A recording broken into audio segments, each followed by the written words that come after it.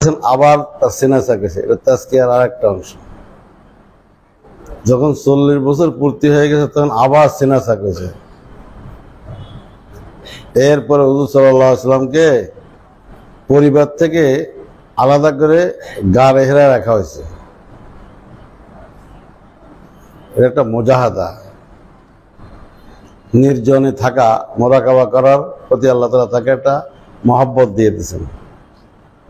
দীর্ঘদিন 3 বছর পর্যন্ত রাসূল সাল্লাল্লাহু আলাইহি ওয়াসাল্লাম গা রেহরায় যাওয়া আসা করছেন। বিশেষ করে রমজান মাস উনি গা রেহরায় থাকতেন। এটা তাজকিয়ার একটা অংশ। যারা তাজকিয়া করে দেখেন না, খানকায় থাকে, মোরাকাবা করে, ধ্যান করে, রাসূল সাল্লাল্লাহু আলাইহি ওয়াসাল্লামের জীবনীতে এগুলো পাওয়া যায়।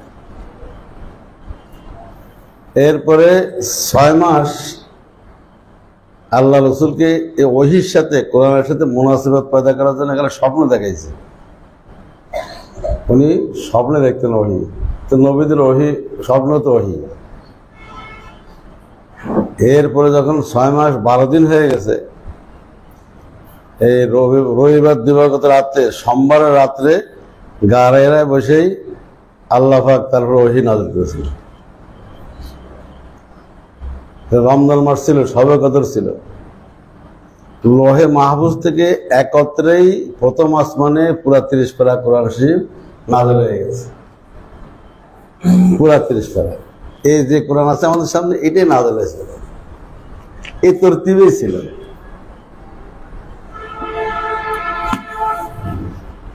ইন্না আনজালনাহু ফি লাইলাতুল কদর। আনজালনা, আনজালা আর নাজ্জালা দুটো কথা আসছে। আনজালা হয় একত্র নাযিল হলে, আর নাজ্জালা হয় খণ্ড খণ্ড নাযিল হলে। কোরআন আনজালাও নাজ্জালাও। আনজালা হলো লোহে মাহফুজ থেকে প্রথম আসমানে যে ঘরে কোরআন শরীফ একত্রে আনা হয়েছে, সেটা হলো বায়তুল ইজ্জা। ওই ঘরের নাম হলো বায়তুল ইজ্জা। এটুকু হলো আনজালা। সেখান থেকে 23 বছরে খণ্ড খণ্ডভাবে নাযিল হয়েছে, এটা নাজ্জালা। তো প্রথম দিন 5 আয়াত নাযিল হয়েছে। তো যখন বলা হয়েছে ইকরা বিসমি রাব্বিকাল্লাযী খালাক, রাসূল সাল্লাল্লাহু আলাইহি ওয়াসাল্লাম বলেন যে মা না বিকারিন, মা না বিকারিন, আমি এখনো কামেল হইনি, আমার কামেল হওয়া বাকি আছে। কি কামেল হয়নি? হযরত শাইখুল হাদিস জাকির রহমাতুল্লাহ আলাইহি উনি বলেন এখানে কামেল না হওয়া মানে নিসবতটা বাকি আছে, নিসবতের তাকমিল হয়নি। হযরত শাইখুল হাদিস, উনি তো শাইখুল হাদিস বুখারী পড়াইছেন, উনি এর ব্যাখ্যা করেছেন যে মা নবী কারেন মানে কি, যে কোরআন কারীমের সাথে আমার নিসবতটা কি তাকমিল হয়নি। নিসবত, শরীয়তের নিসবত 4 প্রকার, মানতিকের নিসবতও 4 প্রকার। তাবায়ুন, আমকাস মিনাজিন, আমকাস মুতলাক, তাসাবি।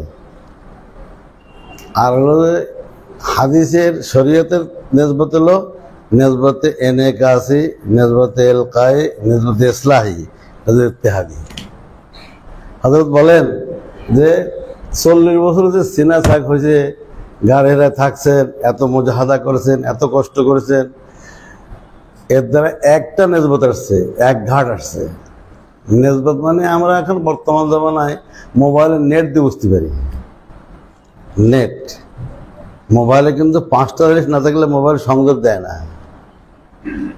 সেট ওকে, সিম ওকে, ব্যালেন্স ওকে, চার্জ ওকে, নেট ওকে, সংযোগ দেবে।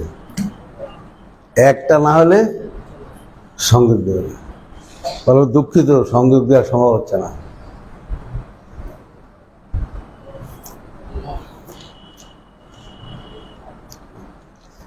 তো আজ এই বিজ্ঞানের এই উন্নতির যুগে আমাদের জন্য ওহির হাকিকতটা বোঝা সহজ হয়ে গেছে। মানা বেকারিন বলে নেসবত মানে নেট নেট হ্যাঁ হযরত জাকির রহমতুল্লাহ আলাইহি কিন্তু বহুত বড় আধ্যাত্মিক সম্রাট, সুলুকের জগতে একটা সম্রাট না। শেখ জাকির রহমতুল্লাহ আলাইহি হযরত খলিল আহমদ সাহারানপুরের খলিফা, খলিল আহমদ সাহারানপুরের এক খলিফা ইলিয়াস আর এক খলিফা জাকারিয়া, চাচা ভাই দুজনের একজনের খলিফা। হ্যাঁ, হযরত জাকির রহমতুল্লাহ আলাইহি জীবনটাই খানকে কাটাইছে। উনি জীবনে ছাত্র জীবনে কোনো রাজনীতি করেন নাই, কোনো দলদারি করেন নাই, কোনো কমিটিতে নাই, কোনো সমিতিতে নাই, শুধু খানকা থাকছেন। শিশু অবস্থায় উনি হযরত গাঙ্গুহির কোলে উঠছেন। কিন্তু শিশু যখন, কিন্তু ওনার আব্বা হযরত গাঙ্গুহির খাদেম ছিলেন মৌলানা ইহইয়া সাহেব রহমতুল্লাহ আলাইহি, আবু দাউদ শরীফের উস্তাদ, হযরত গাঙ্গুহির খলিফা জাকির রহমতুল্লাহ আব্বা মৌলানা ইহইয়া সাহেব, ইলিয়াস রহমতুল্লাহ বড় ভাই। তো সেই সুবাদে হযরতে জাকারিয়া ছোট্ট অবস্থায় ওনাকে হযরত গাঙ্গুহির দরবারে নেওয়া হতো। এত ছোট ছিলেন যে হযরত গাঙ্গুহি কোলে নিতেন, কাঁদে উঠত। এই জিনিস পাইছেন, এই জন্য তো এত বড় হয়েছে। জাকারিয়া সারা পৃথিবীতে জাকারিয়া রহমতুল্লাহকে কে না চেনে? শাইখুল হাদিস তো কোনো মাদ্রাসার শাইখুল হাদিস হয় বা কোনো দেশের শাইখুল হাদিস হয়, উনি সারা জগতের শাইখুল হাদিস, ঠিক না? সারা পৃথিবীর শাইখুল হাদিস। উনি এ মন্তব্য করেছেন, আমি তো অবাক হয়ে গেছি ওনার এই মন্তব্য দেখে। বলে যে মানা বেকারিন এর হাকিকত হলো রাসূল সাল্লাল্লাহু আলাইহি ওয়াসাল্লামের দরকার হলো 4 ঘাট, আসছিল 1 ঘাট। নেট কয় ঘাট দরকার? আসছিল 1 ঘাট। সেজন্য কাছে মানা বেকারিন, আমার নেসবত এখনো কামেল হয়নি। তো বলেন যে জিবরাইল আলাইহিস সালাম ওনাকে ধরে 3 চাপ দিয়েছেন, সিনার সাথে সিনা লাগায় 3 চাপ দিয়েছেন, 3 ঘাট পুরো হয়ে গেছে। প্রথম ঘাটেই নেসবতে এলকাই এসে গেছে, দ্বিতীয় চাপে নেসবতে ইসলাই হয়ে গেছে, তৃতীয় চাপে নেসবতে ইত্তেহাদি হয়ে গেছে। আগে তো একটা ছিল, 4টে ফুল হয়ে গেছে। এরপরের থেকে রাসূল সাল্লাল্লাহু আলাইহি ওয়াসাল্লাম জীবনে কোনদিন আর মানা বেকারিন বলেননি, নেসবত কামেল হয়ে গেছে। নেসবত কামেল হওয়া মানে কি? রসুল আর কোরআন নেসবতে ইত্তেহাদি, মানে রসুল এক করলি আর কোরআন এক করলি, নেসবত কি? তাসাবি। কোরআনের হার ফর্দ রসুলের উপরে সাদেক আসে, রাসূল সাল্লাল্লাহু আলাইহি ওয়াসাল্লাম কোরআনের উপরে সাদেক আসে। রসুল আর কোরআনকে ভিন্ন করা যায় না। কাজে ওই যে শের আছে না, মান তুর সুদাম তু মান সবই, মান তান সুদাম তু যা সবই, তা কাস নাগরিয়াত বাদাজি মান দিগারাম তু দিগারে। এ কোরআন আমি, তুমি তুমি আমি হয়ে যাও। আল্লাহ রাসূল কোরআনকে এরকম বানাইছেন। কোরআন শরীফ, রসুল যদি শরীর হয়, কোরআন শরীফ তার আত্মা। সাহাবায়ে কেরাম কোরআনকে রসুল থেকে আলাদা করতে পারতেন না। কোরআন শরীফ তো এরকম কিতাব আকারে ছিলই না। কোরআন শরীফ তো রাসূল সাল্লাল্লাহু আলাইহি ওয়াসাল্লামের মেমোরিতে ছিল, স্মৃতির মধ্যে ছিল। কোনদিন সাহাবায়ে কেরাম এরকম 30 পারা কোরআন শরীফ দেখছে? রসুলকে দেখছে। রসুলকে দেখা মানে কোরআন দেখা।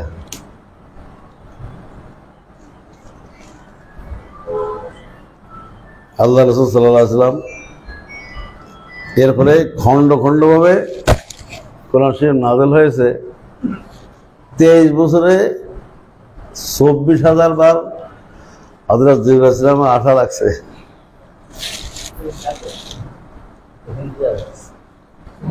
চেয়ার খালি আছে।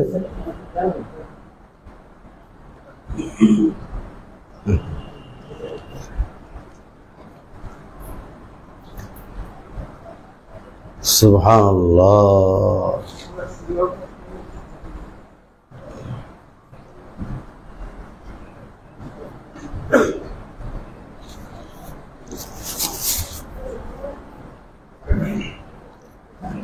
আল্লাহ হাবিব সাল্লাল্লাহু আলাইহি ওয়াসাল্লাম কোরআন শরীফকে কিরকম মহব্বত করছেন। নবীর জীবনে কোরআন শরীফ তেলাওয়াত কত ছিল, কত তেলাওয়াত করেছেন। উনি দোয়া করেছেন, আল্লাহুম্মা রযুকনি তেলাওয়াতাহু আনাল লাইলি ওয়া আনান নাহার। আল্লাহ, আমার নবুয়তের জীবনে যেন আমি দিন রাত কোরআন শরীফ তেলাওয়াত করে কাটাই দিতে পারি। আল্লাহ তাআলা তার দোয়া কবুল করেছেন। দিনেও পড়তেন, রাত্রেও পড়তেন, সুযোগ পেলেই পড়তেন। অন্য কোনো কিতাব রাসূল সাল্লাল্লাহু আলাইহি ওয়াসাল্লাম পড়েন নাই। রাসূল সাল্লাল্লাহু আলাইহি ওয়াসাল্লাম জীবনে কোনো কিতাব পড়েছে? কিতাব একটাই পড়ছে। আল্লাহ পাকে কিতাব তেলাওয়াতের মাধ্যমে তাকে সমস্ত শরীয়ত, তরিকত, হাকিকত, মারিফাত, উলুমে ইলাহিয়া, উলুমে রব্বানিয়া সব খাজানা তার খনি দিয়ে দিয়েছে। এক কিতাব তেলাওয়াতের মাধ্যমে সব কিছুর খাজানা পেয়ে গেছে। সাহাবায়ে কেরামও তাই।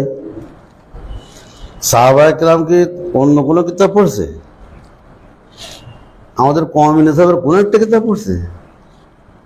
মিজানটা পড়ছে, নমির পড়ছে, হেদায়েতুন্নাহ পড়ছে, কাফিয়া পড়ছে? কিছুই পড়েননি, কোনো কিতাবে পড়েননি। ওনারা শুধু কোরআন শরীফ পড়ছে। নবীর যুগে অন্য কিতাব পড়া জঘন্য অন্যায় ছিল। কোরআন শরীফ বাদ দিয়ে অন্য কিতাব মোতালা করা কি জঘন্য অপরাধ ছিল। একদিন শুধু হযরত ওমর ইবনে খাত্তাব রাদিয়াল্লাহু তাআলা আনহু আল্লাহ রাসূলের জীবদ্দশায় আল্লাহ রাসূলের মজলিসে বসে তাওরাতের একটা অংশ পড়তেছিলেন। এটা আউট নলেজ, জিজ্ঞাসা করেন, আমি পড়তেছেন, নবীজি দেখছেন, রাগ হয়ে গেছে। এত রাগ হয়েছে, চেহারা লাল হয়ে গেছে, একদম ডালিমের দানা মতো টস টস করতেছে। কিছু বলতেছেন না। কেন আমার অন্য কিতাব পড়লো কোরআন শরীফ বাদ দিয়ে? হয়তো আমার টের পেয়ে গেছে যে রসুল রাগ হয়ে গেছে আমার কারণে। এখন রসুলের কাছে মাফ চাপ এসে সাহস নাই। তা আল্লাহর কাছে বলছে, আল্লাহ আপনি আমাকে রসুলের রাগের থেকে আমরা বাঁচান, আমার রসুলের রাগের থেকে আমরা বাঁচান। আল্লাহ মিন্নি আউযু বিকা মিন গাযবির রাসূল। দোয়া করতে করতে রসুল ঠান্ডা হয়ে গেছে। আর জীবনে কোনোদিন অন্য কোনো কিতাব পড়েননি।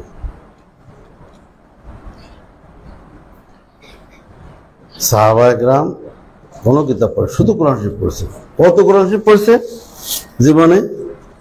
তো এটা আন্দাজ করা যায় সাহাবাদের জীবনী মোতালা করলে। সাহাবায়ে কেরাম কোরআন শরীফ কত তেলাওয়াত করছেন। কারণ সাহাবায়ে কেরামকে বলা হয় রসুলের ফটোকপি। রসুলের কি ফটো কারা গায়? আসলে যা থাকে ফটো হলে তাই চলে আসে। বেশ কম হলো মানগত, আসল হলো মাসুম, ফটো হলো মাহফুজ। সাহাবারা কেউ কিনা মাসুম না, রসুল একাই মাসুম। নবী রসুল্লাহ মাসুম, সাহাবীরা মাহফুজ। কিন্তু সাহাবীরা নবীর কি ফটোকপি। নবী কত তেলাওয়াত করেছেন জীবনে, সাহাবাদের জীবনের থেকে আন্দাজ করা যায়। হযরত মুফতি সাইদ আহমদ পালনপুরি রহমতুল্লাহ আলাইহি তাফসিরে হেদায়েতুল কোরআনের সূরা কাফের শুরুতে লিখছেন সাহাবাদের তেলাওয়াতের ইতিহাস লিখছেন। সাহাবারা কত তেলাওয়াত করতেন। বলেন যে এক জম্মে গফির সাহাবা পাওয়া যায়, তারা দৈনিক এক খতম পড়তেন, দিনে এক খতম পড়তেন, 24 ঘন্টা এক খতম পড়তেন। আর একদল সাহাবী পাওয়া যায়, তারা 3 দিনে খতম করতেন। আর একদল পাওয়া যায় 7 দিনে খতম করতেন। উনি 3টে স্তর বয়ান করেছেন সাহাবাদের। আর দলিল দিয়েছেন আবু দাউদ শরীফের একটা হাদিস দলিল দিয়েছেন যে হযরত আওস ইবনে আবি আওস সাহাবায়ে কেরামকে সওয়াল করেছেন, কাইফা তুহাজ্জিবুনাল কোরআন। হে সাহাবায়ে কেরাম, আপনারা কোরআন শরীফের ওজিফা কিরকম আদায় করেন? সাহাবায়ে কেরাম তো জেহাদে ব্যস্ত, রাজনীতিতে ব্যস্ত, রাষ্ট্র চালানোর কাজে ব্যস্ত, কেউ গভর্নর, কে জেলার দায়িত্বে, কি বিভাগের দায়িত্বে, কি সংসারের দায়িত্ব, কত দায়িত্ব তাদের। তারপরেও কোরআন শরীফ তেলাওয়াত করতেন। ওনার মধ্যে আমরা 7 দিন একত্র করতাম, 7 দিন একত্র করতাম। সাহাবায়ে কেরাম 7 দিনে, 7 দিনে খতম, 3 দিনে খতম, 1 দিনে খতম, এই সবকটা কোথায় পেয়েছে ওরা? রাসূলুল্লাহ সাল্লাল্লাহু আলাইহি ওয়াসাল্লাম, আল্লাহ রাসূল সাল্লাল্লাহু আলাইহি ওয়াসাল্লামের জীবনের তেলাওয়াত থেকে তারা শিক্ষা হয়েছে। আল্লাহ রাসূল সাল্লাল্লাহু আলাইহি ওয়াসাল্লাম তেলাওয়াতই করতেন, নিজেও তেলাওয়াত করতেন, আর কাউকে শোনাতে হলে তেলাওয়াত শুনে যেতেন। কোন লোক যদি তার কাছে আসতো ইসলাম সম্পর্কে জানতে, উনি কোরআন আয়াত পড়ে দিতেন। এটাই দাওয়াত ছিল। আয়াত তেলাওয়াত করাটাই কি দাওয়াত হয়ে যেত। এর দ্বারা মানুষ মুসলমান হয়ে যেত।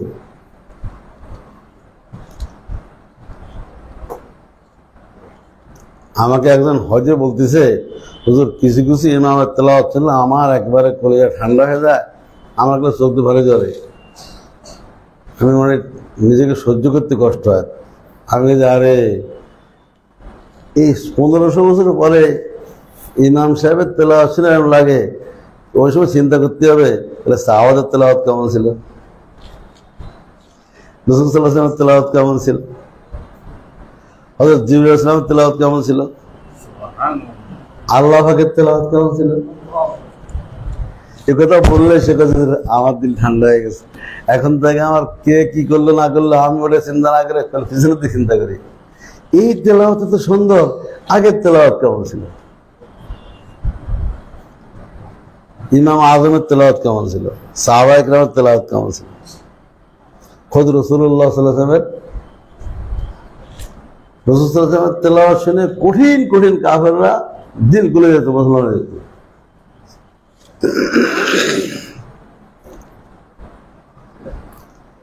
আল্লাহ রসুলের তেলাওয়াত শুনে মুসলমান হয়ে যেত। আল্লাহ রসুল তো তেলাওয়াতই করতেন, ওনাদের দাওয়াতি কাম ছিল, উনি তো বেশি কিছু বলতেন না। কোরআন শরীফের কোনো একটা অংশ তেলাওয়াত করে দিলে দাওয়াত দেওয়া যেত। যেহেতু উনি তো আরবদের মাঝে দাওয়াত দিয়েছেন, আর আরবরা তো আহলে লিসান, ও তো বুঝতে হবে কেন, আল্লাহর কালাম তেলাওয়াত করলে হয়ে যেত। হযরতে আকসাম বিন সাইফি রাদিয়াল্লাহু তাআলা আনহুর ঘটনা কিতাবে লেখছে, উনি রাসূল সাল্লাল্লাহু আলাইহি ওয়াসাল্লামের নবুয়তের আবির্ভাবের খবর পেয়ে উনি সিদ্ধান্ত নিয়েছেন যে রাসূলের কাছে যাবেন, দেখা করবেন, উনি মুসলমান হবেন। তো ওনার দেশবাসী ওনাকে বললেন যে মক্কার অবস্থা ভালো না, আপনি আমাদের নেতা, আপনি যাবেন না, কি দিকে হয়ে যায়, তুমি মেরে ফেলে কুরাইশরা, আপনি প্রতিনিধি পাঠান। তো উনি কাজে ঠিক আছে, তাহলে প্রতিনিধি, 2 জন প্রতিনিধি পাঠাইছিল। প্রতিনিধিকে বলে দিয়েছে তোমরা নবীকে যদি পাও 2টা প্রশ্ন করবা, মান আনতা অমা আনতা, আপনি কে, আপনি কি, বাস এই 2 প্রশ্ন জবাব নিয়ে আসবা। তো 2 প্রতিনিধি যায় রাসূল সাল্লাল্লাহু আলাইহি ওয়াসাল্লামকে পাইছে, বলছে আমরা অমুক এলাকার থেকে আসছি, আমাদের নেতা আকসাম বিন সাইফি উনি আমাদেরকে প্রতিনিধি করে পাঠাইছে, তো 2টা প্রশ্ন করতে বলছে, আপনি আমাকে প্রশ্নের উত্তর দেবেন। বলো, মানান্তা অমান্তা, আপনি কে, আপনি কি। উনি কাছে আনা আব্দুল্লাহ ওয়া রাসূল, আমি আল্লাহর বান্দা, আল্লাহর রাসূল। বাস বাস, অবাক হয়ে গেছে, এত নাম সুনাম সারা পৃথিবীতে, উনি পরিচয় দিল কি, আমি আল্লাহর বান্দা, আল্লাহর রাসূল। প্রথম পরিচয় দিয়েছে কি, আমি আল্লাহর বান্দা। আমি কে, আল্লাহর বান্দা। আমি কি, আল্লাহ রসুল। কিন্তু রসুল যে রসুল এ কথা গোপন করতে জায়েজ নেই, গোপন করা জায়েজ আছে।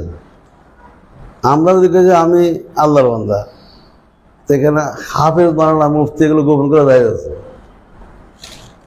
এগুলোকে প্রকাশ করা বেশি জরুরি। কিন্তু নবীর জন্য নবী যে নবী আল্লাহ রসুল এটা প্রকাশ করা জরুরি। তিনি বলছে আমি আল্লাহর রসুল, সত্য কথা হলে আমি আল্লাহর রসুল, কিন্তু আমি আল্লাহর বান্দা। তখন প্রতিনিধিরা বলে যে আল্লাহ রসুল, তা আমরা তো যাবো, তা আমাদের কিছু নসিহত করেন, কিছু ওয়াজ করেন। রাসূল সাল্লাল্লাহু আলাইহি ওয়াসাল্লাম সূরা নাহলের 90 নম্বর আয়াত তেলাওয়াত করে শুনিয়ে দিয়েছেন। সূরা নাহলের ইন্নাল্লাহা ইয়া'মুরু বিল আদলি ওয়াল ইহসান ওয়া ইতা'i যিল কুরবা ওয়া ইয়ানহা আনিল ফাহশাই ওয়াল মুনকারি ওয়াল বাগই ইয়া'iদুকুম লাআল্লাকুম তাযাক্কারুন। আয়াত শুনে অমুসলিম প্রতিনিধি ওরা বলে আমরা জীবনে অনেক জায়গায় গেছি, অনেক ব্যক্তির কাছে গেছি, অনেক নেতার কাছে গেছি, কিন্তু এরকম সুন্দর কথা আমরা জীবনে প্রথম শুনলাম। ওরা কিন্তু অমুসলিম, এখনো মুসলমান হয়নি। আমরা আপনার এই যে আয়াত পড়লেন, এতে আমরা ভারী মুগ্ধ হয়েছি, আমাদের হৃদয় ঠান্ডা হয়ে গেছে, আমাদের চক্ষু শীতল হয়ে গেছে।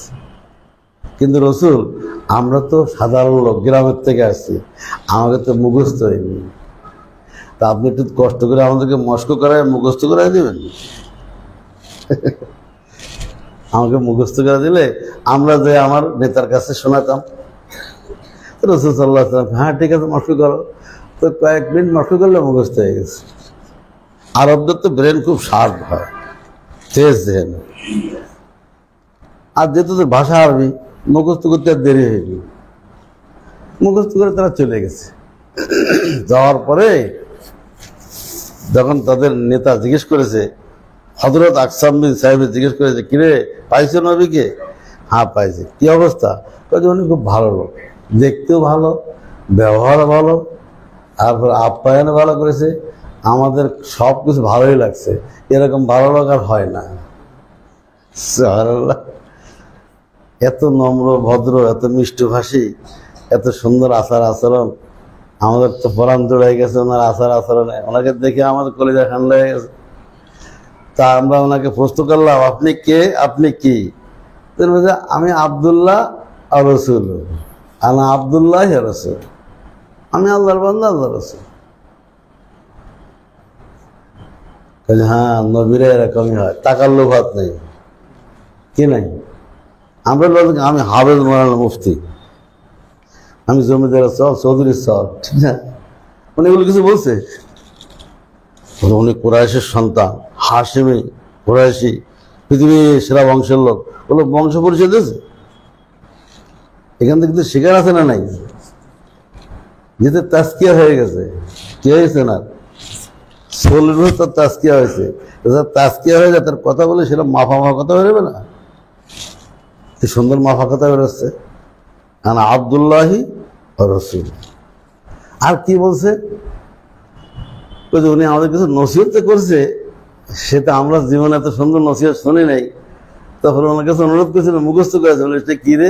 তখন এরা দুইজন এখনো মুসলমান হয়নি, আয়াত মুখস্থ শুনে দিছে।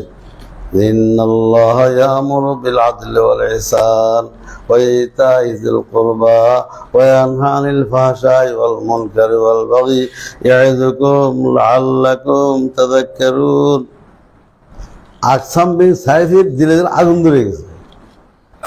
উনি নসিহত করেছে। যে নবী নসিহত করে সে নবী সত্য নবী। এই আমার দেশবাসী, আমি সিদ্ধান্ত নিয়েছি, আমি ওনার হাতে বায়াত হব, আমি মুসলমান হব। আমি এই আয়াতকে বিশ্বাস করলাম, আমি নবীকে বিশ্বাস করলাম, হয়ে যেতে গেছে মুসলমান। বাকি আছে আর বলে, দেশবাসী আমি তোমাদেরকে অনুরোধ করবো, তোমরা ওনার হাতে বায়াত হয়ে যাও, তোমরা ওনাকে রসুল মেনে নাও, তোমরা মুসলমান হয়ে যাও। তোমরা ওনার সুন্নত মানতে এক নম্বরে থাকবা, কোনো চাপলুসি করবে না, কোনো দেরি করবে না, সাথে সাথে মানবা। এ কথা শুনলে সব মুসলমান হয়ে গেছে। দেখছেন দাওয়াত টুক দিল কি? এটা আয়াত দিতে পড়েছে, ইয়াতলু আলাইহিম আয়াত, আয়াত তেলাওয়াত করেছে, এটা দাওয়াত হয়ে গেছে। এর তাফসীরে এত লোক মুসলমান হয়ে গেছে। আপনারা পিছনে বসলেন না ভাই, সামনে চেয়ার খালি আছে, বসে পিছনে বসা কি সুন্নত? এখানে আসেন।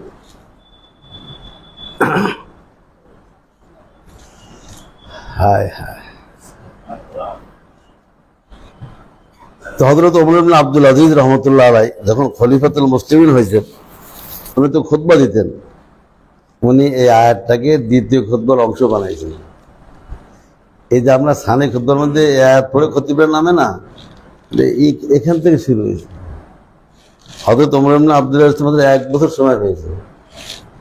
1 বছরে যে কাম করে দিয়ে গেছে, তার মধ্যে তার একটা অবদান হলো কি, এই সূরা নাহলের আয়াতটাকে খুতবায়ে সানিয়ার অংশ বানাইছে। ওনার কথা হলো যে আয়াতের প্রভাবে দলে দলে কাফের মুসলমান হয়, তো সে আয়াতটা যদি মুসলমানের শুক্রবার দিয়ে শোনে, তো এরা ফাসেক আশিক হয়ে যাবে না? ফাসেকরা কে যাবে? এই আশা নিয়ে উনি আয়াতকে খুতবার অংশ বানাইছে। কিন্তু কিছু হয়েছে? কোনো তাসির হচ্ছে? মুসলমানের আয়াতের অর্থ জানে, আয়াত পড়তে জানে, তাসির হবে কেন? এজন্য ইমামদের উচিত যে মুসল্লিদেরকে আয়াতের হাকিকত বলে ভাই মুখস্থ করেন, এর অর্থটা বোঝেন। তখন ওই যখন মুখস্থ করবে আর অর্থ বুঝবে, আর জুমার নামাজ আসবে, আর খতিব তিনজন শুনবে, আর দিলের মধ্যে তড়ফড় শুরু হয়ে যাবে। ঠিক কিনা বলেন?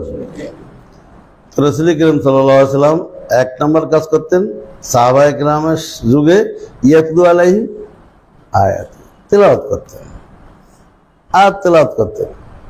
আর যারা তেলাওয়াত শুনে কোরআন শরীফের প্রভাবিত হইতো, মুসলমান হইতো, ওনারা তো বায়াত হতেন, এদের করে তাজকিয়া করতেন। হয়েছে কি, আগে ইমানদার বানাতেন, পরে কি করতেন? ইমান তো একটা তাজকিয়া, ইমান তাজকিয়া না? শিরিক থেকে বেঁচে গেল, কুফর থেকে বেঁচে গেল। ইমানদার যখন ইমান কবুল করে, তখন তো একটা তাজকিয়া হয়ে যায়। ইমানদার আল্লাহ তাআলা বলেন, যারা ইমান আনে আল্লাহ তার ওলি হয়ে যায়। আল্লাহু ওয়ালিয়ুল্লাযীনা আমানু, আল্লাহু ওয়ালিয়ুল্লাযীনা আমানু। যে কাফের ইমানদার হয়, আল্লাহ পাক তার ওলি হয়ে যায়, আল্লাহ তার বন্ধু হয়ে যায়। বন্ধু হয়ে কি করে? বন্ধুর সাথে বন্ধু সুলভ আচরণ করার জন্য তিনি কি করেন? ইউখরিজুহুম মিনাজ যুলুমাতি ইলান নূর। এই বন্ধুকে, ইমানদারকে আল্লাহ তাআলা তৌফিক দিয়ে গুনাহের অন্ধকার থেকে তাকওয়ার নূরের দিকে নিয়ে যান। গুনাহের অন্ধকার থেকে বেরো করে ইমানদার যদি সত্যি ইমানদার হয়, আল্লাহ তার বন্ধু হয়, তা আল্লাহ পাক তারা কি করেন? আল্লাহ পাক থেকে গুনাহের অন্ধকার থেকে বের হয়ে তওবা করে গুনাহ ছেড়ে দিয়ে তাকওয়ার নূরের দিকে আল্লাহ পাক তৌফিক দান করেন। এক তো সরাসরি তৌফিক দান করেন, আর কিছু কিছু গুনাহ আছে এগুলো একা একা ছাড়া যায় না। কিছু গুনাহ আছে কি নিজে নিজে ছাড়া যায় না। যেমন নাকি একজন লোকের চোখের গুনার অভ্যাস হয়ে গেছে, সে কি নিজে ঝাড়তে পারবে? এত সহজ? এত সহজ না। তখন তাকে শায়েক ধরতে হবে, আল্লাহ তাআলা তাকে শায়েক ধরার তৌফিক দিয়ে দেন, শায়েক ধরার তৌফিক দিয়ে দেন। এটাও আল্লাহ ওয়ালিয়ুল্লাযীনা আমানু, আল্লাহ যে ওলি হয়েছে ইমানদারের, আল্লাহ তাআলা তার ওলি হওয়ার অর্থাৎ আল্লাহ তার বন্ধু হওয়ার একটা আলামত। তাকে আল্লাহ তাআলা একটা শায়েক দ্বারা তৌফিক দিয়েছেন। হযরত মাওলানা আব্দুল হামিদ সাহেব দক্ষিণ আফ্রিকার একজন বড় আলেম, এবং তিনি তাবলীগ জামাতের আফ্রিকা মহাদেশের আমির ছিলেন। আবার মাদ্রাসার শাইখুল হাদিস মুহতামিম মাওলানা আব্দুল হামিদ বেঁচে আছে এখনো। ওনার ইতিহাসটা শোনেন, এই যুগের কথা। আল্লাহ তাআলা কিভাবে ইমানদারকে তৌফিক দেয়। উনি আসছেন উমরা করতে, উমরা করতে এসে মদিনায় গেছেন। উমরা করে মদিনা যায় না, জিয়ারতে গেছে। জিয়ারতে গেলে রাত্রে শুয়ে দেখে, স্বপ্ন দেখছে রাসূল সাল্লাল্লাহু আলাইহি ওয়াসাল্লাম এসে গেছে। তো বলছি, আব্দুল হামিদ, জীবনে কত কিছু করেছো, দাওয়ার আভাস করেছো, ইফতাবাস করেছো, মোহতাম হয়েছো, আবার তুমি তাবলীগের আমির সাহেব হয়েছো, নিশ্চয় সিল্লাতে সাল লাগাইছো, এত কিছু করেছো। তো তুমি একটা কাজ করো, তুমি করাচির হাকিম আক্তার সাহেবের কাছে যে বায়াত হয়ে যাও। স্বপ্নে বলতেছি, বলবেন যে এটা আপনারা কোথায় পাইছেন? আমি তো জবানে শুনছি, আমি তার সরাসরি জবানে শুনছি, সত্য কথা বলতেছি।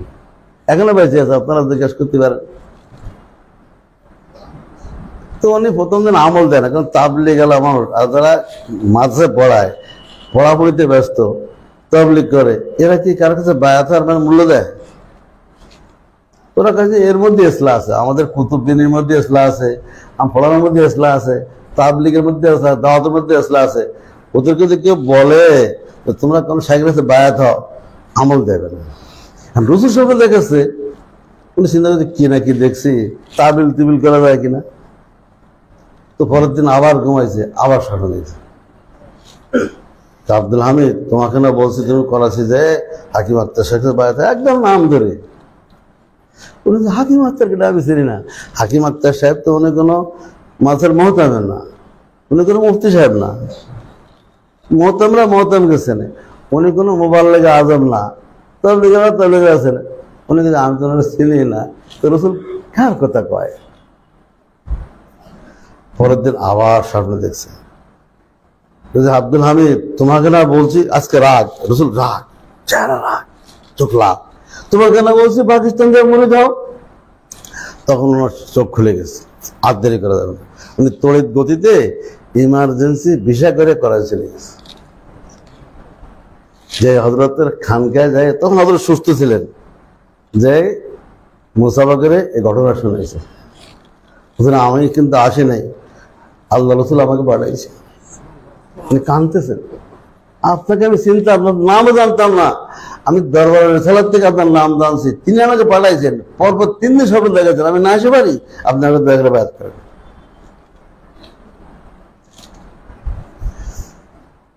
তো বায়াত হওয়ার পরে হযরত বলছেন ঠিক আছে, তুমি যে কাজ করো, তাবলীগ করো, মাঝে পড়াও, সবই ঠিক আছে, সগর গুলা করবা না।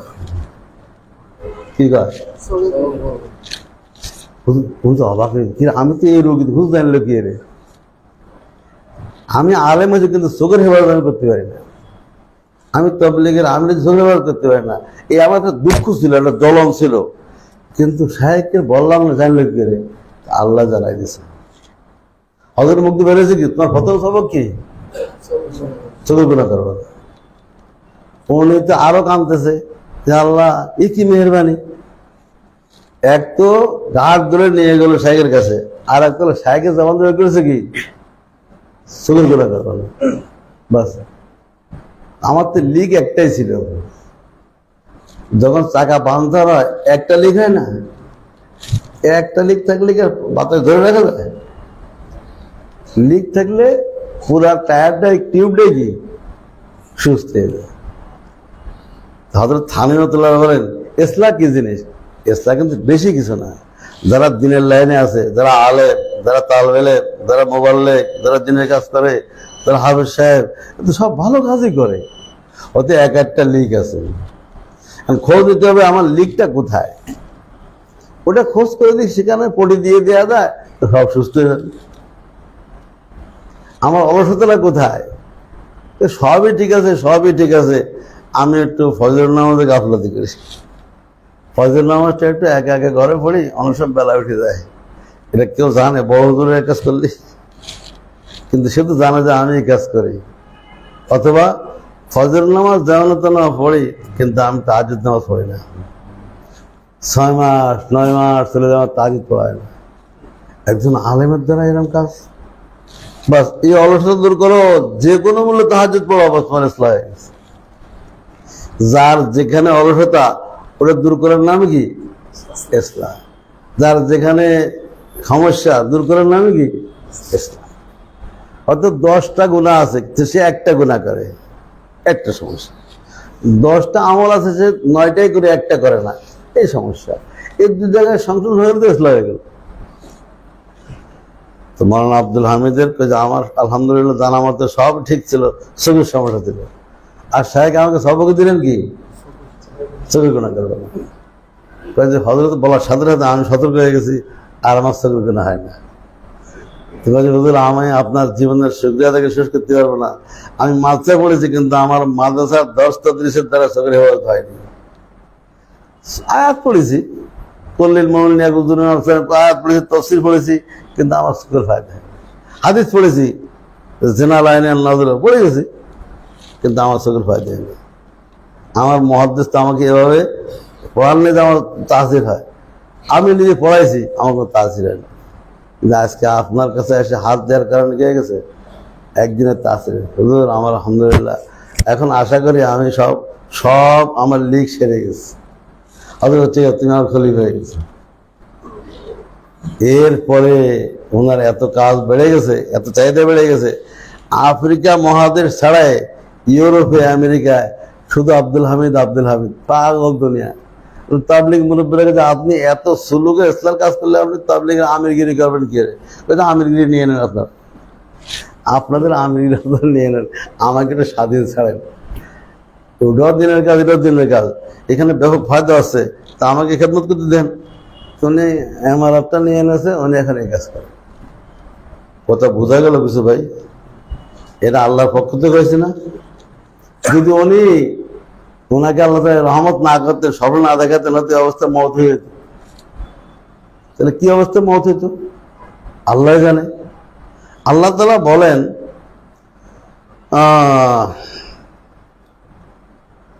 ইন্নাল্লাযীনা ফী কুলুবিহিম মারাদুন ফাযাদাতহুম রিজসান ইলা রিজসিহিম ওয়া মাতু ওয়া হুম কাফিরুন।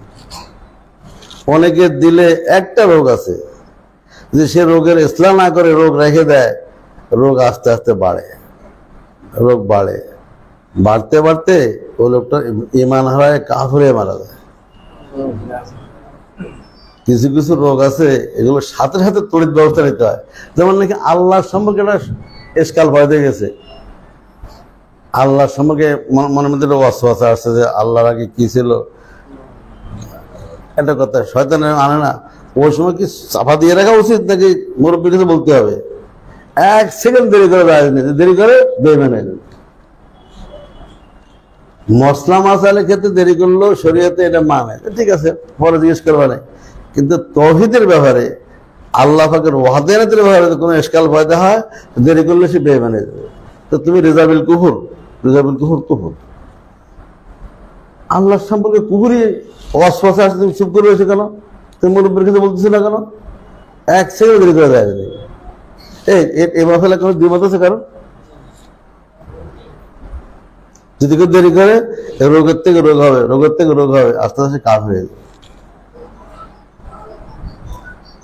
একটা ঘটনা বললাম, আল্লাহু ওয়ালিয়্যুল্লাযীনা আমানু ইখরিজুহুম মিনাজ যুলুমাতি ইলান নূর। আল্লাহ পাক মুমিনের জন্য বন্ধু কি সহযোগিতা করে?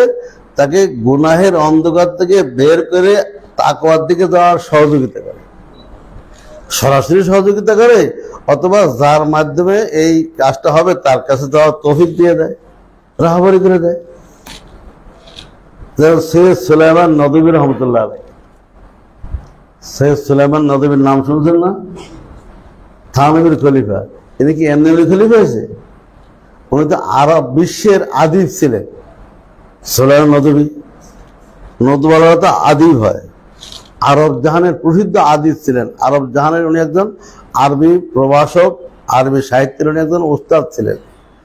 ওনার কাছে মাতৃভাষার চাইতে আরবি ভাষা সহজ ছিল, এত বেশি আদিব ছিলেন তিনি। কিন্তু জীবনে কোনোদিন কোনো শায়েখের কাছে বায়াত হওয়ার তৌফিক হয়নি। কিন্তু হযরত থানভীর ভাগনা জাফর আহমদ উসমানী, থানভীর রহমতুল্লাহ আলাইহি, জাফর আহমদ উসমানীর সাথে ওনার খাতে ছিল। তো ওলি আল্লাহদের সাথে খাতের না হলেও তাদের লতা পাথরের সাথে খাতের হলে কিন্তু রাস্তা খুলে যায়। এই সুবাদে হযরত থানভীর ভাগনা ওনাকে বলছেন, মাওলানা লাদবী জীবনে কত কিছু পড়লেন, এর ছোট রেসালা পড়েন তো। এরা একটা রেসালা দিয়েছে, ওদের কথা তাজকিয়া কি, আর হাকিকত কি, এটার হুকুম কি, হাসিল হবে কেমনে, এই বইটা পড়েন তো। উদাহরণস্বরূপ এটাই চিন্তা বলছি না, এটা আমাদের কিতাব। তাদের সুলাইমান নদী পড়তেছে, পড়ার সাথে সাথে না দিলে তাসরি করেছে। তাই তো তাজকিয়া যে একটা ফরজ কাম, কোন শাইখের কাছে বায়াত হইতে হয়, বায়াত না তাজকিয়া হয় না, এটা তো আমি আগে জানতাম না, এটা একটা দেখা যায়নি। যেমন থানবীর যুগে একজন মাহের আলেম, মুতাবাহের আলেম, জহিন আলেম হযরত থানবীকে বলতে, হযরত তাজকিয়া ফরজ আমি জানি, তাজকিয়া ফরজ আমি বিশ্বাস করি, কারণ কোরআন শরীফ তাজকিয়া কদ আফলাহা মান যাক্কাহা কদ আফলাহা মান তাযাক্কা পড়েছি, হাদিসে পড়েছি, তাজকিয়া তো ফরজ আমি জানি, কিন্তু তাজকিয়ার জন্য যে কোনো শায়েখ ধরতে হবে এটা আমার বুঝে আসে না। কোন হাদিস থাকতে আমার শায়েখ ধরতে হবে কেন? তার হাকিমুল উম্মত জবাব দিচ্ছেন, মাওলানা বাতাইয়ে তাজকিয়া ফের লাজিম है या मुतअद्दी? তাজকিয়া এটা কি ফের লাজিম না মুতअद्दी? জহির নয় তো, समझ गया। মানে কোন হাদিসের দ্বারা তাজকিয়া হয় না, শায়েখ লাগে, মুজাক্কি লাগে, মুজাক্কি দ্বারা মুজাক্কা হলে তখন তাজকিয়া হয়, নিজে নিজে তাজকিয়া হয়। ওনার জেন খুলে গেছে, এসকার জবাব পেয়ে গেছে। আর সুলাইমান নদীর রেসালা পড়ে কি ওনার ভুল ভেঙে গেছে, আমি এতকাল তাজকিয়ার সম্পর্কে কোনো মেহনত করলাম না, কোনো শায়েখ ধরলাম না, তো আমার তো এখন শেষ বয়স হয়ে গেছে, কি অবস্থা হবে? তো উনি সিদ্ধান্ত নিলেন কার কাছে যাব। তো সেই যুগে হযরত থানবীর খুব মুজাকারা, সব জায়গায় থানবী একদম জৌলস এবং যৌবন সময়। তো উনি কেন তাহলে থানবীর কাছে যাই, আমাকে দেশি শায়েখ থানবীর কাছে যাই। তো উনি হযরত থানবীর দরবারে গেছে। থানবী সাহেব ওনাকে দেখে অবাক হয়ে গেছে, ভাই বিশ্ববিখ্যাত আন্তর্জাতিক খ্যাতিসম্পন্ন আলেম, আমার এখানে এসে কি জন্য? মাওলানা কি জন্য আইছেন? নসিহত শুনতে আইছে, আপনার নসিহত করেন। আপনার মধ্যে একজন আলেমকে আমার মধ্যে একজন তালবে ইলম কি নসিহত করবে? থানবী কি কয়, আপনার মধ্যে একজন বড় আলেমকে আমার মতো আশরাফুল একজন তালবে ইলম কি নসিহত করবে? উনি উত্তরটা বুঝতেছে না। থানবী তালবে ইলম হলো কি রে? থানবীকে আমরা হাকিমুল উম্মত মানি, মুজাদ্দিদ জামানা মানি, আর সে নিজের কি বলে তালবে ইলম। উনি কাছে আমার বুঝে আসলো না, আমি তো আমাকে তালবে ইলম বলতে পারবো না, আমি তো ওস্তাদ, আমি তো আল্লামা সৈয়দ সালাম, আমি তো আল্লামা, আমি তালবে ইলম হবো কেন? উনি সারা আল্লামা হতে জানে কিন্তু তালবে ইলম জানে না, কিন্তু উনি তো তাজকিয়া করে আসেন। হযরত থানবী রাহমাতুল্লাহ আলাইহি দারুল উলুম দেওবন্দ থেকে নম্বরে আউয়াল পাস করেছেন, 14 বছর বুখারী পড়েছে কানপুরে, এরপরে যে হযরত হাজী সাহেবের সোহবতে 6 মাস লাগাইছে, 6 মাস লাগানোর দ্বারা তাজকিয়া হয়ে গেছে, হাকিমুল উম্মত হয়ে গেছে, মুজাদ্দিদ জামানা হয়ে গেছে। আর তার মধ্যে বেরোচ্ছে কি, আমি একজন তালবে ইলম, আমি একজন তালবে ইলম, আপনি একজন আলেম, তা আমি এত আলেমকে আমি তালবে ইলম কি নসিহত করবো? এটাই কিন্তু ওনার কাজ হয়ে গেছে, পৃথিবীতে তোড়পাড় শুরু হয়ে গেছে। তোর কাছে মাওলানা তালবে ইলম তো তাকরার করতে পারে, এক তালবে ইলম আর তালবে ইলম কি করতে পারে? আমি তালবে ইলম হইলেও আমি আমার উস্তাদদের, আমার মাশায়েখদের যে সমস্ত কথা শুনছি তাকরার করে শোনাই দিই। তোমার সুলাইমান নদীর কথা করছে না, মাওলানা সবচেয়ে বড় এলেম হইল নিজেকে ছোট মনে করা,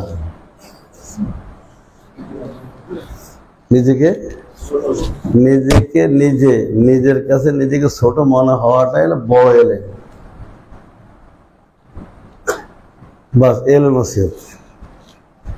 হ্যাঁ, সুলাইমান নদী হাওয়া মা করে কাঁদতেছে, এটি বড় এলেম, এটি তো আমার মধ্যে নাই, এটি তো আমার মধ্যে নাই। আর থানবী গেলে বড় এলেম, উনি চোখার ধরে কাঁদতেছে, হায় তাহলে জীবনে করলাম কি, আমি তো বড় এলেমই শিখতে পারলাম না। এটার কারণ কি, আমি তাজকিয়া কেন করলাম না, আমি শাইখের কাছে কেন গেলাম না, সোহবতে কেন গেলাম না, সেজন্য আমার এই কমতি রয়ে গেছে, আমি নিজেকে ছোট ভাবতে পারলাম না। পরে বলতে, হযরত আপনি আমাকে বায়াত করে ইসলাহ করেন, আমার জীবন সবই শেষ। তাহলে বলতে, না আমি তোমাকে বায়াত করবো না। কেন, আমি আপনার কাছে বায়াত হওয়ার যোগ্য না? আমি সুলাইমান নদভী, আপনি থানবীর কাছে বায়াত হওয়ার যোগ্যতা রাখেন না? না রে, আমার একটা উসুল আছে, শায়েখরা আগে বায়াত করে পরে ইসলাহ করে, কিন্তু আমি এমন একজন শায়েখ যে আমি আগে ইসলাহ করে পরে বায়াত করি, এটা আমার উসুল। বোঝেন নাই?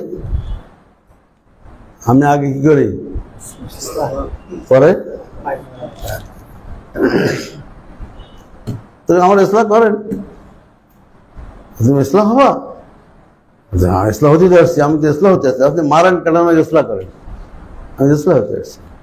তাহলে সত্য কথা বলতেছি সুলাইমান নদী, তুমি যে বই কিতাব রচনা করছো, তোমার অমুক অমুক বইয়ের মধ্যে অমুক অমুক ভুল আছে, নিজের ভুল নিজে ধরা পড়ে। তুমি যে দেখো ওই ভুলগুলো তুমি স্বীকার করতে পারো, ভুলগুলো সংশোধন করতে পারো এবং জাতির কাছে মাফ চাইতে পারো, আল্লাহর কাছে মাফ চাইতে পারো, তাহলে আমি তোমাকে আয়াত করবো। তিনি উঠে চলে গেছেন, লাইব্রেরিতে ঢুকছেন, দেখা যায় সত্যি তো আসলে নিজের ভুল তো নিজে ধরা যায় না। নিজের চোখ কি নিজে দেখে কেউ? পৃথিবীতে কোনো নিজের চোখ নিজে দেখে? নিজের চোখ দিয়ে সারা পৃথিবীকে দেখে, কিন্তু চোখ দেখতে গেলে আয়না লাগে। চোখ দেখতে গেলে কি লাগে? সারা দুনিয়াকে পড়াইছে, দুনিয়াকে নসিহত করেছে, কিন্তু নিজের মধ্যে দোষ আছে, নিজে দেখে না। এখন হাদিসে বলা হয়েছে আল মুমিনু মিরাতুল, মুমিনের জন্য ওলিয়া আল্লাহর আয়না স্বরূপ। থানবীর সামনে গেছে, এখন নিজের চোখ খুলে গেছে, তাই তো ভুল হয়েছে। থানবী না বললে আমার তে ভুলে ভরে আমি বহাল থাকে কবর দেওয়া রাখতে, তখন থানবীকে জাজাকাল্লা দিচ্ছে, জাজাকাল্লা কে চশমাম বাজ কর দি, মুরাবা জানে জানা হামরাজ কর দি। তখন আবার আসছে, হুজুর আমি আল্লাহর কাছে মাফ চাই, আমি জাতির কাছে ক্ষমা চাইছি, কেউ যেন আমার ভুলগুলো অনুসরণ না করে, আর আপনি আমাকে দয়া করে পায়াত করেন। ঠিক আছে, আমার সবকতা করেছো, তুমি ইসলাম হয়ে গেছো, তোমার তো সবই তো গুণে ভরা। একটা লিক ছিল, লিখি একটা লিক ছিল, ওরা সেরে গেছে, আর সমস্যা না, আসো বায়াত হয়ে যাও। বায়াত হওয়ার পরে বলে কি সুবহানাল্লাহ, আগেও জিকির করেছি সুবহানাল্লাহ সুবহানাল্লাহ করেছি, অল্প করে নিচে নামেনি। কারণ আমার নিজের কিতাবে এলেম দিয়ে আমি জিকির করেছি। কিতাবে এলেম তো শুষ্ক আর খুশক, যখন সোহবতে এলেম জিকির করা হয় শুরু করেছে, তখন এই জিকিরটা হালকুমার নিচে নামে দিনের মধ্যে আলোড়ন সৃষ্টি করেছে। এই সুপগুলোর বুঝি শুকনো খাওয়া যায়, নামবে যদি পানি মিশাই নেয় সহজে নেমে যাবে। আর যদি শিরার মধ্যে দেয় চিনির শিরা, তখন মজা সে নামবে, ঠিক কিনা?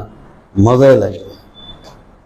তো হযরত সুলাইমান নদীর এখন জিকির আসছে শায়েখের সোহবত নেওয়ার পরে, বায়াত নেওয়ার পরে, আর শায়েখের থেকে ওনার মধ্যে একটা যে কি বলে এসে গেছে, কাট আউটে কারেন্ট এসে গেছে। এখন তো ওই কারেন্ট দিয়ে উনি জিকির করতেছে। কারণ বলে কি, আমি আগে তো আল্লাহ আল্লাহ জিকির কত নিয়েছি, আমার কোনো খবর হয়নি। এখন যদি আমি আল্লাহ বলি, আমার সারা শরীর, সারা রূপ, সারা নাসামা আমার শিরশির করে। नाम लेते ही निशा सा छा गया, नाम लेते ही निशा सा छा गया, जिक्र में तासीरे दौर जाम है, जिक्र में तासीरे दौर जाम है। जैसे মনে হয় যে আমি একবার আল্লাহ বলি, তা আল্লাহ তাআলার মহব্বতের মূল্যবান শরবত আমাকে পান করে দেয়। জাম মানে হলো শরবতের পেয়ালা, আর দর মানে ঘুরে ঘুরে আসা। তো তসবির দ্বারা ঘুরে ঘুরে আসে না, কেমন যেন আল্লাহর পক্ষ থেকে মহব্বতের শরবতের পেয়ালা আমার মুখের সামনে ঘুরে ঘুরে আসে, আর আমি একবার আল্লাহ বলি আর একবার পান করি। তাদের থানেও তাদেরকে খেলাফত দিয়েছেন, খলিফা হয়ে গেছে। আল্লাহু ওয়ালিয়ুল্লাযীনা আমানু ইউখরিজুহুম মিনাজ যুলুমাতি ইলান নূর। দেখছেন কারবার? হযরত মুফতি মোহাম্মদ হাসান আমরতসরি, জামিয়া আশরাফিয়া লাহোরের বাণী। জামিয়া আশরাফিয়া, যে জামিয়া আশরাফিয়া শায়খুল ছিলেন ইদ্রিস কান্দলবী, ওই জামিয়া আশরাফিয়ার ছাত্র হলেন হাবিবুল্লাহ মিসবাহ, মুফাসসিরে কোরআন। চেনেন না হাবিবুল্লাহ মিসবাহ? জামিয়া আশরাফের প্রতিষ্ঠাতার নাম কি? মুফতি মোহাম্মদ হাসান আমরতসরি। আমরতসর হলো পাকিস্তানের বর্ডারের একটা জায়গার নাম। পাকিস্তানের ইন্ডিয়ার বর্ডারের একটা জায়গার নাম কি আমরতসর। এই যে কলকাতার থেকে একবার অমৃতসরের ট্রেন আছে, কিন্তু এবারে বলে একটা ট্রেন আছে 3 দিন লেগে যায়। পাঞ্জাব মেল, হ্যাঁ পাঞ্জাব মেল। দেবন্দরা পড়ে ও ট্রেনে যায়, 36 ঘন্টা পরে সাহারনপুর নামায় দেয়। ওই গাড়ি কিন্তু অমৃতসর যায়, অমৃতসর। মুফতি মোহাম্মদ হাসান অমৃতসরই, উনি বোধ হয় আলিয়া মাঝে পড়ছেন এই জাতীয় কিছু হবে। ওনার কেরাতে একটু সমস্যা ছিল। কেরাতে কি মুফতি সাহেব কিন্তু কেরাত সমস্যা এরকম আছে না, এই জায়গাতে এই কারবারই হয়। মুফতি সাহেবের কেরাত পড়তে আসে না, তো অমৃতসরে তো এরকম কেরাতে সমস্যা ছিল। দারুল উলুম দেওবন্দে সাহারানপুরে এখন নিয়ম হয়েছে, দাওরা সনদ নিতে হলে কি বলে কেরাতে সনদ নেওয়া লাগবে। মানে 1 বছর দাওরা পড়তে হবে, কেরাতে পড়তে হবে। তো যদি এই ফাঁকে ফাঁকে কেরাত পড়ে কারি সাহেব সনদ না দেয়, তো দাওরা সনদ দেয় না। সাহারানপুরে আরো কঠিন, এখন 2 পাড়া 2.5 পাড়া মুখস্থ শোনাইতে হয়, তাহলে সনদ দেয়। এটা করছে কেন? দেওবন্দের ফারেক, সাহারানপুরের ফারেক একদম ইমামতি করে, কিন্তু তার পিছনে অবজেকশন আসে, হুজুর আপনাদের ফাজেলের দেওবন্দ, ফাজেল সাহারানপুর, তার পিছনে নামাজ হয় না, কেরাত শুদ্ধ। হুজুরের কাছে তাই আমরা তো কিতাব পড়াই দিই, কোরআন শরীফে কি আছে না আছে আমরা যাচাই করি। এর জন্য ওনারাই আইন করতে বাধ্য। তো মুফতি মোহাম্মদ হাসান অমৃতসরী রহমতুল্লাহ আলাই, ওনার সমস্যা ছিল কেরাতের সমস্যা, এবং একটু আলে হাদিসের দিকে একটু ঝোঁকা ছিল, একটু রফে দেন, একটু বুকে হাত আছে না, এটা আমি জোরকে এইসব রোগ ছিল। এই সব রোগ নিয়ে থানভীর কাছে বাঁচাতে গেছে। আর থানভী রহমতুল্লাহ তার কি বলে, উনি ওনার বসিরত দিয়ে ধরে ফেলছে, এ তো রোগী মুফতি মুহাদ্দিস, কিন্তু রোগী, কোরআন শরীফ শুদ্ধ। আবার তাকলিদের প্রতি তার একটু ঢিলা ঢালায়। তো উনি কি করবেন, বলবেন নাকি আমার কাছে মুরিদ দিলে এখানে কেরাত পড়তে হবে, তোমার তাকলিদ করতে হবে, এটা বললে কি থাকবে? উনি হেকমত খাটাইছেন যে মুফতি মোহাম্মদ হাসান যদি আমার কাছে বায়াত হইতে হয়, আগে ইসলাম হয়ে আসো। বলে হ্যাঁ ইসলাম হবো। কি ইসলাম হবো? ওই দেওবন্দের দাওরায় ভর্তি হও, 1 সাল লাগাই দাওরা সনদ নিয়ে আসো। এগুলো হেকমত। তো দাওরা সনদ হয়ে গেল, তো কোনো ব্যাপার না, মুফতি মানে দাওরা হওয়ার কোনো ব্যাপার না। ওই 1 বছরের মধ্যে আবার কেরাতে পড়তে হবে, খারেজি ঘন্টা ফাঁকে ফুঁকে কারিশর কাছে কেরাত পড়তে হবে, কেরাতে সনদ আনতে হবে। আচ্ছা, রাজি হয়ে গেছে। আর আমার সাথে এই 1 বছরে সিডি আদান প্রদান করবা, 12 মাসে 40কে সিডি দিবা, সিডি উত্তর সহ আমার কাছে আসবা। 4 নম্বরে তোমার বিবির কাছ থেকে লেখা নিয়ে আসবা, তুমি লোকটা কেমন, বোঝেন নাই?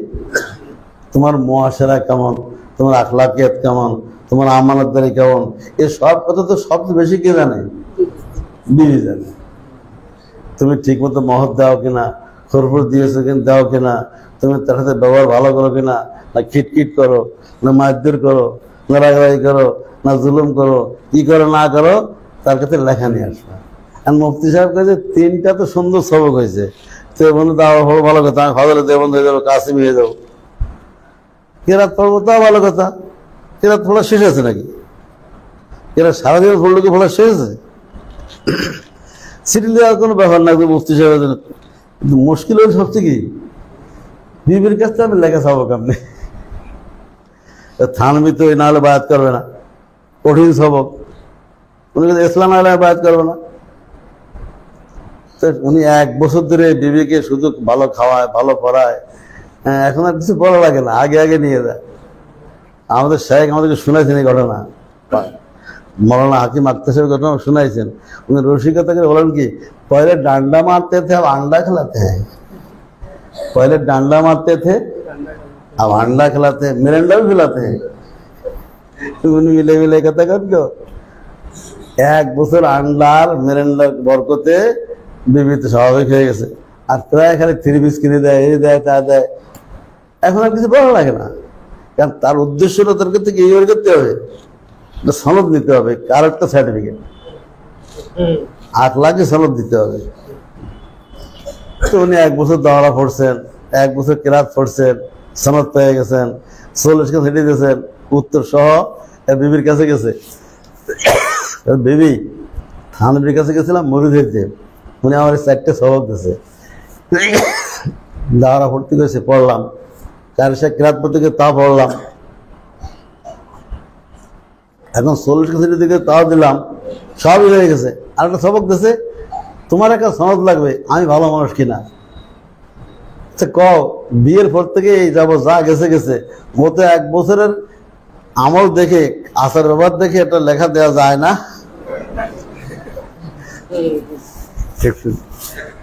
কত ছোট হয়ে গেল। ইসলাতের বাকি আছে? তো বিবি কোনোদিন স্বামীর বিরুদ্ধে লেখে?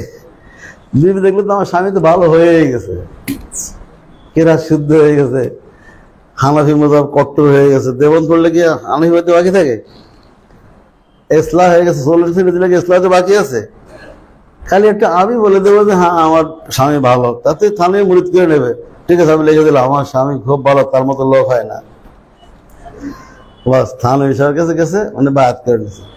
বাদ করে দেখে যে সব লিক সেরে গেছে, খেলাফত দিয়ে গেছে। মুফতি মোহাম্মদ হাসান আমরুচ্ছরি দেখছেন কারবার? তো বললাম না, ইসলামকে বেশি কিছু, ইসলামকে বেশি কিছু, ডজন ডজন রোগ থাকে। আলেমদের কি এত রোগ থাকে? আলেমদের তো হাতে গোনা 2-4টা রোগ থাকে। এগুলো ইসলাম, এগুলো হয়ে গেল। আল্লাহু ওয়ালিয়ুল্লাযীনা আমানু ইউখরিজুহুম মিনাজ যুলুমাতি ইলান নূর। আল্লাহ তাআলা এটা করেন, আল্লাহ তাআলাই ব্যবস্থা করেন, তার দিলে ইলহাম করেন, তার স্বপ্ন দেখায় দেন, হ্যাঁ, তাকে আল্লাহ তাআলা দিল ঝুঁকায় দেন, আল্লাহ করেন।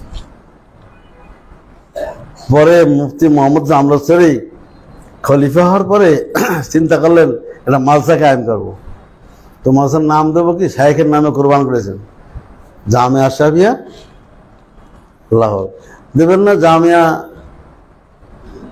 বাপের নামে দাদার নামে দিতে পারতো না? জামিয়া মোহাম্মদিয়া, জামিয়া হাসানিয়া, মুফতি হাসান, তা আমাকে দিয়েছে কি শাইখের পরে ফানা করেছিল। হানাফি শাইখের নাম কি? আশরাফ আলী থানভীতে কাম করেছেন। উনি যখন নাকি 6 মাস লাগাইছেন, হযরত হাজী সাহেবের খেলাফত পাইছেন, উনি এখন কিতাব লিখছেন, ফতোয়ার কিতাব লিখছেন, লিখবেন যা কি বলে ফতোয়া আশরাফি লিখছে কি ফতোয়া এমদাদি। কি লিখছে? লেখার কথা কি? আশরাফি লিখলে তার মুরিদরা লিখবে, উনি লিখবে কা? উনি ফতোয়া এমদাদি। হযরত কাজী সানাউল্লাহ পানিপতি রহমতুল্লাহ আলাইহি শাহ ওলিউল্লাহ মুহাদ্দিস দেওবন্দি থেকে হাদিসের ইলম হাসিল করেছেন। এরপরে নিসবত হাসিল করেছেন হলো মুফতি মোহাম্মদ কি বলে নাম কি? মুফতি মৌলানা মাজার মির্জা মাজার জাহান রহমতুল্লাহ, মির্জা মাজার জাহান, ওনার কাছে নিসবত হাসিল করেছে। করে উনি এখন কিতাব লিখছেন, তাফসির লিখছে, তাফসিরে মাজারি। কি লিখছে? লিখবেন না তাফসিরে সানাউল্লাহ, তানা কি লিখছে কি তাফসির মাজারি। এগুলো ফানাইয়া দিলে ফানা ফিসাই। দোস্ত তাজকিয়া লাগবে কিনা বলেন? কি বুঝে আসলো? আমরা যে তাজকিয়ার মেহনত করি না, ঠিক করেছি না ভুল করেছি? এই অবস্থায় থাকা ভালো হবে নাকি তাজকিয়ার পথে আগে বাড়তে হবে? এই 2জন বড় বড় মুরব্বীর নাম নিয়েছি, 3 জন।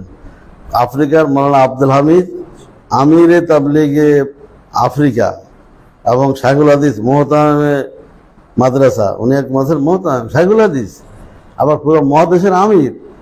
ওনারও ইসলাম লাগছে, যে ইসলাম বুঝে আসতেছিল না, আল্লাহ রাস্তায় ওমরা করতে আসছে, আল্লাহ নবীর কাছে জিয়ারত করতে গেছে, উনি স্বপ্ন দেখা যা তুই সবকিছু করলে জীবনে, তুই তোর চোখের ইবাদত করা শিখলে না, হাকিম আক্তার কাছে যা। হাকিম আক্তার হলো এই জামানার চোখের ইবাদতের লাইনের, সে হলো কি মুজাদ্দিদ। উনি চোখের ইবাদতের লাইনে যত ওয়াজ করছেন, যত লিখনে লিখছেন, সুবহানাল্লাহ, এই যুগে এরকম কারো দেখা যায় না। আল্লাহ তাআলা আমাদেরকে বিষয়টা বুঝার তৌফিক দান। 8:30 বাজে, 8:30 বাজে, ওই ঘড়িতে 8:30 বাজে। ও ওটা বেশি বোঝে, বেশি বোঝা করি, বেশি বোঝা ভালো না, কম বোঝা ভালো না, ঠিক ঠিক বোঝা ভালো। ঠিক আসলে বাজে কটা? 25, 20 বাজে, 10 মিনিট ফার্স্ট। দেখছেন তো ভাই, আমরা আপনাদেরকে কতগুলি আমাদের খানকার থেকে কিছু বই এই জাতীয় ইসলামী বই বেরিয়েছে, তার মধ্যে একটা হলো 77 শাখা। হয়তো আমি সেক্ষেত্রে বলছি তো, এটা তো আরো আস্তে আস্তে এই 77 শাখার বিষয়ে অনেক লম্বা কথা আছে, বলার সময় নাই। তো আজকে আছে আর একটা হলো মুহাসাবা। মুহাসাবা আমি অনেক মাসে গেলে বলি, ভাই এলেম তো আছে, আমল নাই, কেন মুহাসাবা নাই? এলেম আছে, আমল নাই, কেন নাই? এই যে পরীক্ষা হচ্ছে কেন? মুহাসাবা হচ্ছে। পরীক্ষা যদি না থাকতো, ছেলেবেলে কোনো এলেম থাকতো? পড়তো? মানুষ পড়ে কেন? পরীক্ষা দিতে হবে। বছরে 3টা পরীক্ষা নেয় বলে তো ছেলেবেলে পড়ে, যে না নিত ছেলেপেলে সবচেয়ে বেশি বান্দর হয়ে যেত। ছাত্ররা হুজুরকে পরোয়া করে কেন? পরীক্ষার কারণে। হুজুরের হাতে আমার পরীক্ষা, পাস ফেল, ওরে বাবা, হুজুরের বিরুদ্ধে কোনো পদক্ষেপ নেওয়া যাবে না। এরা যদি কোনো শায়েক যদি তাকে মুহাসাবা করে, তাহলে এলেমের সাথে আমল এসে যাবে। দেখেন নুরানিতে যে এলেম দেয়, এই এলেমগুলো যত হাদিস মুখস্থ করায়, যত মাসাইল মুখস্থ করায়, এগুলোর কি আমল হয়? যত দোয়া মুখস্থ, উদাহরণস্বরূপ মসজিদে ঢোকার সুন্নত কয়টি? 5টি। বিসমিল্লাহ বলা, দুরূদ সালাম পড়া, দোয়া পড়া, ডাইন পাতে ঢোকা, ইতিকাফ নিয়ত করা, তাই না? আপনি সব ছেলের কাছে কিন্তু মুখস্থ। তা আপনি কোনো তো বলবেন, এই তোমরা কি আজকে এই 5টা সুন্নাত একবার ঢুকছো মসজিদে? দেখা যাবে 2 আনা হাতেরও পাওয়া যাবে না, সব না আমল করে। এলেন তো আছে কিন্তু আমল নাই। এই আমল নাই কেন? মুহাসাবা নেই। মুহাসাবা না থাকলে কি আমল থাকে? তাবলীগের মধ্যে মাশাআল্লাহ 3 তাসবিহ কি এলেন দেওয়া হয়েছে, হুকুম 3 তাসবিহ পড়ি, 3 তাসবিহ পড়ি, কিন্তু মুহাসাবা আছে? এ পড়ে কি পড়ে না কোনো খোঁজ খবর নাই, কৈফিয়ত আছে? এটা 3 তাসবিহ কি আছে আজকে তাবলীগের মধ্যে? একদম শেষ হয়ে গেছে। ছাত্ররা বন্ধে বাড়ি গেলে নামাজ পড়ে কিনা মুহাসাবা আছে? আমি তো অনেক জায়গায় জিজ্ঞেস করি, তোমরা যখন বন্ধে বাড়ি যাও তখন তোমরা 5 ওয়াক্ত নামাজ জমাতে পড়েছো, 1 ওয়াক্ত জামাত ছড়ে নাই, কাজা হয়নি, এরকম কে কে আছো? ওই 2 জন কি একজন হাত তোলে? তার কারণ কি? মুহাসাবা নেই। আমি তোমরা মাদ্রাসায়ও ছাত্র, বাড়ি গেলেও কি? বাড়ি গেলে কি তোর ভর্তি কেটে যায় আর ভর্তি হওয়া লাগে? তো বাড়ি গেলেও ছাত্র, এখানে থাকলেও ছাত্র। এখানে থাকলে 5 ওয়াক্ত নামাজ পড়ে, তাহাজ্জুদ পড়ে, তেলাওয়াত করে, বাড়ি গেলে 5 ওয়াক্ত ফরজ নামাজ পড়ে না। এটা মুহাসাবা, এটা পড়লে বুঝবেন এর মধ্যে কি জিনিস আছে। আল্লাহ তাআলা বুঝার তৌফিক দান করুন। আলহামদুলিল্লাহ।